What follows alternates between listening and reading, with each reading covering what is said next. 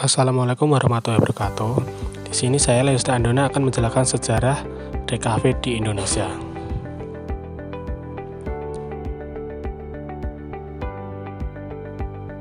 Sebelum mengetahui sejarah DKV di Indonesia, pertama kita harus mengerti apa itu pengertian DKV. Desain komunikasi visual atau lebih dikenal di kalangan sivitas akademik di Indonesia dengan singkatan DKV pada dasarnya merupakan istilah penggambaran untuk proses pengolahan media dalam berkomunikasi mengenai pengungkapan ide atau penyampaian informasi yang bisa terbaca atau terlihat. Desain komunikasi visual erat kaitannya dengan penggunaan tanda-tanda, signs, gambar atau drawing, lambang, dan simbol, ilmu dalam penulisan, huruf atau tipografi, ilustrasi, dan warna yang kesemuanya berkaitan dengan indera penglihatan. Selanjutnya kita akan mengetahui sejarah DKV di Indonesia.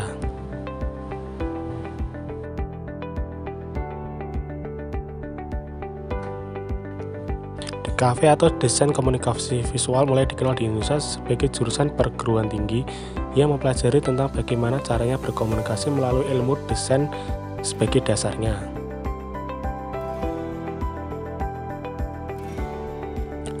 Titik tolak sejarah perkembangan desain grafis yaitu pada tahun 1440 dengan ditemukannya mesin cetak yang memiliki manfaat yang sangat besar sehingga sekarang. Sebelum masa tersebut telah ditemukannya 6 zaman yang turut serta mendukung perkembangan tersebut. Berikut diantaranya.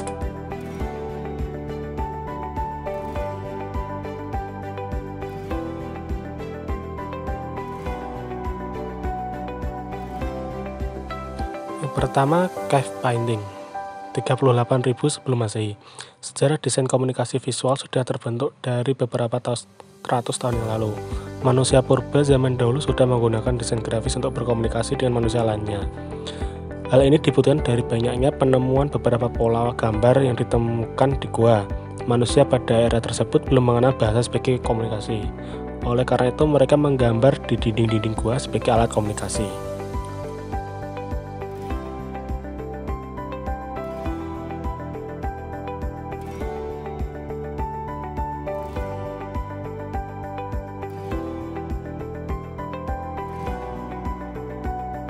Yang kedua adalah Sumerian Written Language 3300 sampai 3000 sebelum Masehi.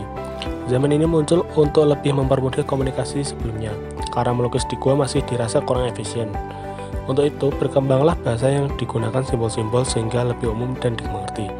Simbol-simbol yang dijadikan sebagai komunikasi tersebut sebagai logo grafik.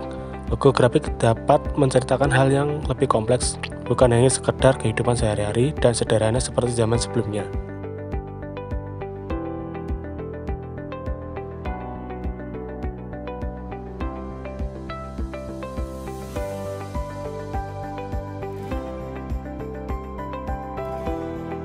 Yang ketiga ada Chinese Printing 200 Masehi sampai 1040 Masehi. Sejarah perkembangan desain kemudian lebih baik lagi pada era Chinese Printing.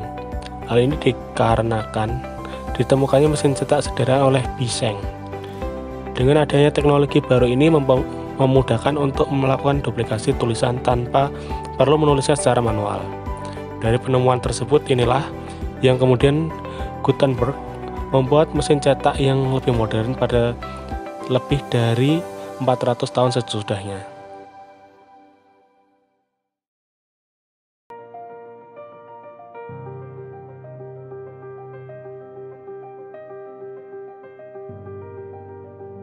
Yang keempat adalah medieval kaligrafi tahun 700.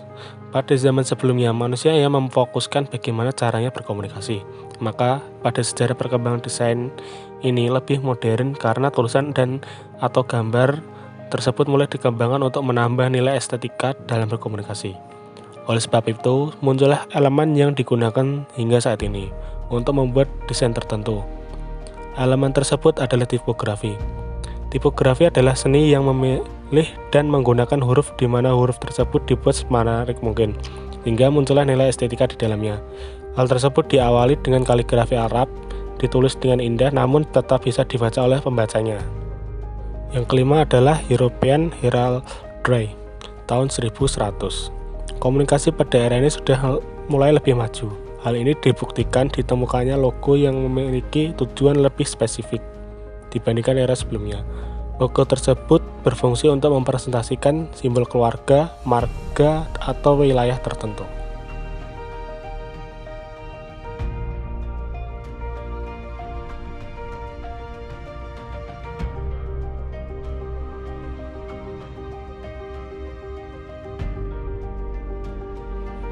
Dan yang terakhir adalah Styrofoam Signet tahun 1389. Sejarah desain komunikasi visual pada saat itu lebih berkembang tidak hanya untuk ilmu pengetahuan dan komunikasi, tetapi untuk bisnis juga. Pada masa ini ditemukan pertama kali signet yang berguna untuk branding untuk bisnis saat itu. Signet adalah desain atau penggunaan tanda dan simbol yang biasanya digunakan oleh toko-toko untuk mengkomunikasikan pesan seperti branding nama toko. Signet ini biasanya ditampilkan sebagai papan nama yang ada di depan toko seperti Alfamart, Indomaret, dan sebagainya. Tujuannya agar konsumen lebih mudah mencari dan menemukan kebutuhannya. Sekian video dari saya. Bila ada kesalahan mohon maaf. Wassalamualaikum warahmatullahi wabarakatuh.